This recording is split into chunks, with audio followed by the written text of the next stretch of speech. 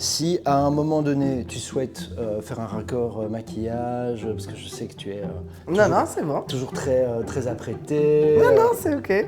Les paillettes sont bien posées, tout est ok? Exactement. Ouais.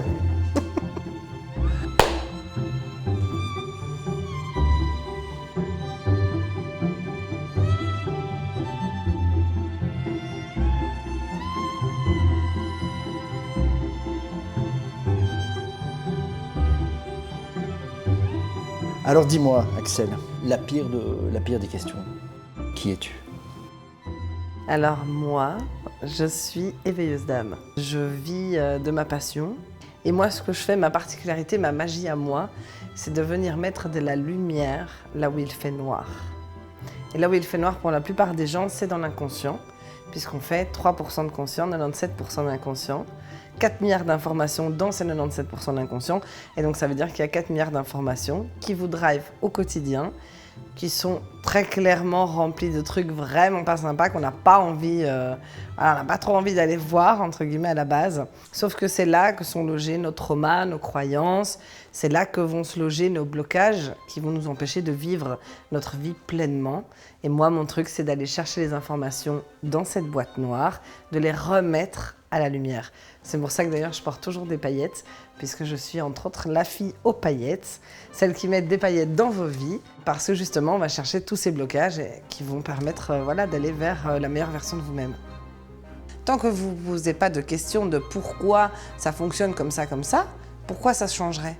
L'inconscient, il a encodé un souvenir, ce souvenir il est ancré, il fait tourner la cassette jusqu'à partir du moment où vous venez mettre justement une autre cassette. Le cerveau, il ne fait pas la différence entre le réel, l'irréel et le symbolique. On va utiliser ce moyen-là pour gruger le cerveau, pour venir créer dans la matière aujourd'hui une nouvelle cassette par un acte symbolique ou un acte de psychomagie, on appelle ça, qui va permettre au patient de recréer une cassette et d'aller changer la cassette dans cette grande salle de l'inconscient.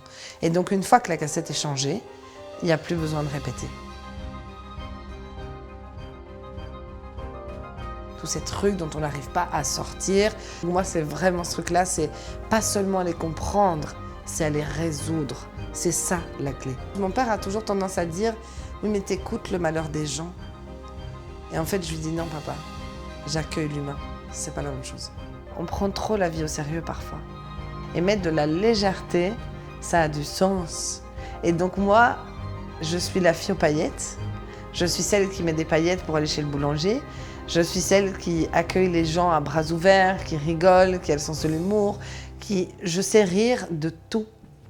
Et ma grand-mère disait, à partir du moment où tu sais rire de ce qui est dangereux, ça devient beaucoup moins. C'est de là que ça vient, éveilleuse d'âme.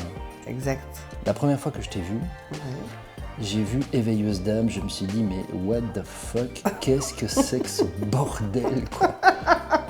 Je sais. Une fois que j'explique ce que je fais avec des mots clairs, les gens accrochent en fait. Pourquoi on se fait chier? Et donc si les gens s'amenaient à faire plus de développement personnel, ils seraient encore plus heureux et en fait la Terre irait encore mieux. Donc moi je suis pour que plein de gens viennent apprendre cette technique, que je puisse former plein de gens à cette magie-là pour que le monde aille mieux. C'est celui qui ne tente pas qui est fou. C'est pas celui qui tente.